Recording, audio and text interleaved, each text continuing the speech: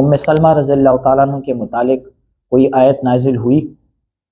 جی ہاں، اسد الغابہ نامی کتاب اور المستدرک علی الصحیحین اور مناقب اہل رسول اللہ صلی اللہ علیہ وسلم نامی کتاب میں ایک روایت موجود ہے۔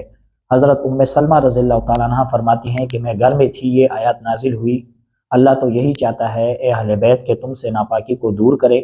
آپ صلی اللہ علیہ وسلم نے علی رضی اللہ تعالیٰ عنہ، فاطمہ رضی اللہ تعالیٰ عنہ، حسن رضی اللہ تعالیٰ عنہ، حسین رضی اللہ تعالیٰ عنہ، ان کو بلایا اور فرمایا یہ میرے اہل بیت ہیں۔